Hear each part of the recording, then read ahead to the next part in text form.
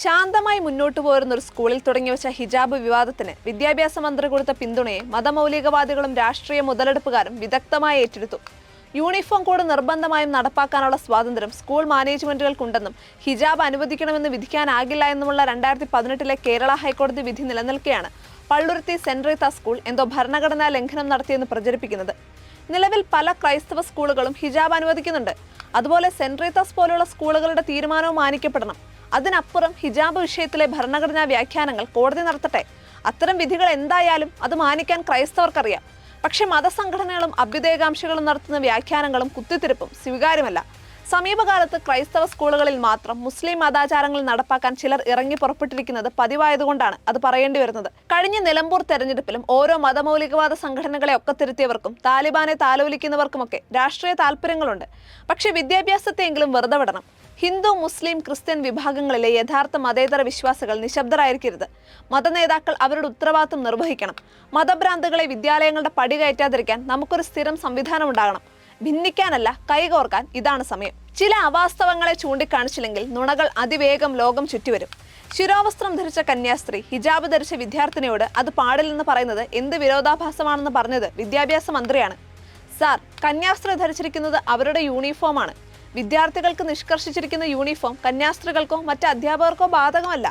മുസ്ലിം സ്കൂളുകളിൽ ഉൾപ്പെടെ മതവേഷം ധരിക്കുന്ന അധ്യാപകരുണ്ട്. ആ വേഷം ധരിക്കാൻ മുസ്ലിം മാനേജ്മെന്റും വിദ്യാർത്ഥികളെ അനുവദിക്കാറില്ല. അതുപോലെ അനിവാര്യമായ മതാചാരങ്ങൾ അഥവാ എസെൻഷ്യൽ റിലീജിയസ് പ്രാക്ടീസ് ഭരണഘടനയുടെ 25-26 വകുപ്പുകൾ പ്രകാരം അനുവദനീയമാണ്. ഹിജാബിന്റെ കാര്യത്തിൽ അത്തരമൊരു തീരുമാനമുണ്ടായാൽ അത് നടപ്പാക്കുമെന്നതിൽ ആർക്കുമില്ല രണ്ടഭിപ്രായം. പക്ഷെ നിലവിൽ യൂണിഫോമിന്റെ കാര്യത്തിൽ ബന്ധപ്പെട്ട സ്കൂൾ മാനേജ്മെന്റുകൾ തീരുമാനമെടുക്കും.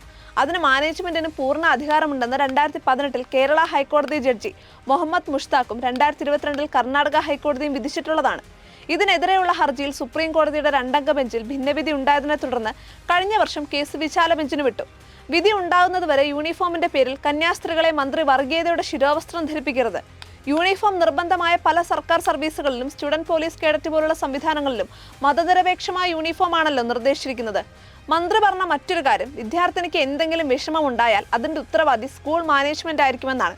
4 മാസം സെന്റ് റീത്താസിലെ മറ്റ് 449 വിദ്യാർത്ഥികളെ പോലെ യൂണിഫോം ധരിച്ച് സന്തോഷവതിയായിരുന്ന കുട്ടിയെ ഒരു സുപ്രഭാതത്തിൽ ഹിജാബും ധരിപ്പിച്ചുവിട്ട മാതാപിതാക്കൾക്കും അതിന്റെ പേരിൽ സ്കൂളിന്റെ വളപ്പിൽ കിടന്ന് ബഹളം വെച്ച എല്ലാ വിദ്യാർത്ഥികളെയും ഭയപ്പെടുത്തിയ മുസ്ലിം സംഘടനാ ഭാരവാഹികൾക്കും കോലാഹലം ഉണ്ടാക്കിയവർക്കുമൊന്നും ഇല്ലാത്ത ഉത്തരവാദിത്തം നിശ്ചിത യൂണിഫോം ധരിക്കണമെന്നാവശ്യപ്പെട്ട ക്രിസ്ത്യൻ മാനേജ്മെന്റിന് നൽകിയ അങ്ങയുടെ രാഷ്ട്രീയം ശുദ്ധമാണെന്ന് തോന്നുന്നില്ല.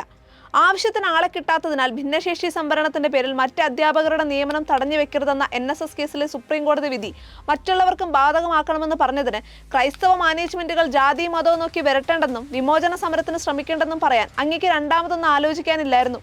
പിന്നീട് പാർട്ടിയുടെ സമ്മർദ്ദത്തിലാകാം ക്രിസ്ത്യൻ മാനേജ്മെന്റുകളുടെ ആവശ്യം ന്യായമാണെന്ന് അങ്ങേക്ക് മാറ്റി പറയേണ്ടി വന്നു. ഹിജാബ് വിഷയത്തിലും വൈകിട്ട് പറയുന്നതല്ല അങ്ങ് രാവിലെ പറയുന്നത്. അങ്ങേ ഭരണഘടനാ സംരക്ഷകനായി ചിത്രീകരിക്കുന്ന മതമൗലികവാദ സംഘടനയുടെയും അവരുടെ ഒളിപ്പോരാളികളുടെയും മത താല്പര്യങ്ങൾ അറിഞ്ഞിരിക്കുന്നത് നല്ലത്. വെറും ഒരു വ്യായാമ നൃത്തത്തിന്റെ പേരിൽ പോലും ഈ ഭരണഘടനാ ആരാധകരുടെ പ്രതികരണം കേരളം മറന്നിട്ടില്ല. ചില വസ്തുതകൾ കൂടി പറയാം. ക്രിസ്ത്യൻ മാനേജ്മെന്റിന് കണ്ണൂരിലെ ഒരു സ്കൂളിൽ വെള്ളിയാഴ്ച നിസ്കാരത്തിന് കുട്ടികളെ സ്കൂൾ ബസ്സിൽ കൊണ്ടുപോകുന്ന വീഡിയോ കാണിച്ച് അതാണ് മതേതരത്വത്തിന്റെ ഉജ്ജ്വല മാതൃക എന്ന് ചിലർ ക്ലാസ് എടുക്കുന്നുണ്ട്. അതെ, കത്തോലിക്ക സഭയുടെ ആ മാതൃക ഇതര മതസ്ഥരായ വിദ്യാർത്ഥികളുടെ മതപരമായ ആവശ്യങ്ങൾക്ക് വേണ്ടി മുസ്ലിം മാനേജ്മെന്റുകൾ നടത്തട്ടെ. അല്ലാതെ തങ്ങളുടെ സ്ഥാപനത്തിൽ മറ്റൊരു മതത്തിനും പ്രാർത്ഥനാമുറികൾ അനുവദിച്ചിട്ടില്ലാത്തവർ ക്രൈസ്തവ വിദ്യാഭ്യാസ സ്ഥാപനങ്ങളിൽ മാത്രം നിസ്കാരമുറി ആവശ്യപ്പെടുന്നത് പോലെയുള്ള നാടകം നടത്തരുത്. അതുപോലെ വത്തിക്കാനിലെ അപ്പസ്തോലിക ലൈബ്രറിയിൽ നിസ്കരിക്കാൻ അനുവാദം കൊടുത്തുന്ന വാർത്തയും മതമൗലികവാദികൾ ഉൾപ്പെടെ പ്രചരിപ്പിക്കുന്നുണ്ട്. അത് പുതിയ കാര്യമല്ല. കത്തോലിക്ക സഭയുടെ ആസ്ഥാനം ഒരാളെയും അകറ്റി നിർത്തില്ല. അതിനൊരു പ്രധാന കാരണം അവിടെ ഉപയോഗത്തിലൂടെ പോലും സ്വത്തുക്കൾ വഖഫാക്കുന്ന നിയമം ഇല്ലാത്തതാകാം. പതിറ്റാണ്ടുകൾക്ക് മുൻപ് നിയമാനുസൃതം വാങ്ങിയ സ്വന്തം കിടപ്പാടത്തിന് വേണ്ടി രാപകൽ സമരം ചെയ്യേണ്ടി വരുന്ന ഇന്ത്യയിൽ അതല്ലല്ലോ സ്ഥിതി. അതുപോലെ കണ്ണൂർ ജില്ലയിൽ ഉൾപ്പെടെ ചില ക്രൈസ്തവ മാനേജ്മെന്റുകൾ സ്കൂളിൽ ഹിജാബ് അനുവദിക്കുന്നുണ്ട്. കാസർഗോഡ് ഒരു അൺഎയ്ഡഡ് CBSE സ്കൂളിൽ വെളുത്ത സ്കാർഫ് മാത്രം അനുവദിക്കുന്നുണ്ട്. അതൊന്നും ഒരു മതമൗലികവാദ സംഘടനയുടെയും തിട്ടൂരത്തിന്റെ അടിസ്ഥാനത്തിലല്ല. അതേപോലെ സെന്റ് റീത്താസ് ഉൾപ്പെടെ പല സ്കൂളുകളും യൂണിഫോമിൽ ഹിജാബ് ഉൾപ്പെടുത്തിയിട്ടില്ല.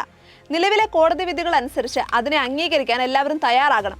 വ്യക്തിയുടെ ഐഡന്റിറ്റിയെ പൂർണ്ണമായോ ഭാഗികമായോ മറയ്ക്കുന്ന പർദ്ദയും ഹിജാബിനെയും ഒക്കെ പൊട്ടിനോടും കുങ്കുമക്കുറിയോടും കൊന്തയോടും ഒക്കെ ഉപമിക്കുന്നത് നിർദോഷകരമല്ല. നമുക്കിവിടെ ഭരണഘടനയുണ്ട്. തർക്കമുണ്ടായാൽ അത് വ്യാഖ്യാനിക്കാൻ മതേതര കോടതികളുമുണ്ട്. സിഖുകാരുടെ അനിവാര്യ മതാചാരങ്ങളെ അനുവദിച്ചതുപോലെ കോടതി ഇക്കാര്യങ്ങളിലും തീരുമാനം ഉണ്ടാക്കും. അതുവരെ സാമൂഹിക വിരുദ്ധരെ പള്ളിക്കൂടങ്ങളിൽ കയറ്റരുത്. ആ വിദ്യാലയങ്ങളുടെ സൃഷ്ടിയാണ് മതേതര കേരളം. അവിടെയാണ് ഇന്ത്യയുടെ ഭാവി. ഒരു വർഗീയതയും ഹിജാബിന്റെ ഗുണഭോക്താക്കളാക്കരുത്. ക്രൈസ്തവ സമുദായം ഈ രാജ്യത്തെ വിദ്യാഭ്യാസ മേഖലയ്ക്ക് കൊടുത്തിരിക്കുന്ന സംഭാവനകളും ഹിജാബ് വിഷയം ആളിക്കത്തിക്കാൻ എത്തിയവർ കേരളത്തിന് കൊടുത്തിരിക്കുന്ന സംഭാവനകളും താരതമ്യം ചെയ്യുന്നത് നല്ലതാണ്. സമൂഹ മാധ്യമങ്ങളിൽ ഉൾപ്പെടെ അഴിഞ്ഞാടുന്ന മതഭ്രാന്തരെ ഭയന്ന് മതവിശ്വാസികൾ മാറി നിൽക്കരുത്. രാഷ്ട്രീയത്തെയും മതം വിഴുങ്ങിയ കാലത്ത് മതസൗഹാർദ്ദം നിലനിർത്താൻ യഥാർത്ഥ മതവിശ്വാസികളുടെ സ്ഥിരം വേദി ഉണ്ടാകണം. പറഞ്ഞാൽ തീരാത്തതൊന്നും ഇവിടെയില്ല. മഹാപ്രളയങ്ങളെ കൈകോർത്ത് അതിജീവിച്ചവർ മതഭ്രാന്തന്റെ കുത്തിയൊഴുകിൽ പരസ്പരം കൈവിടരുത്.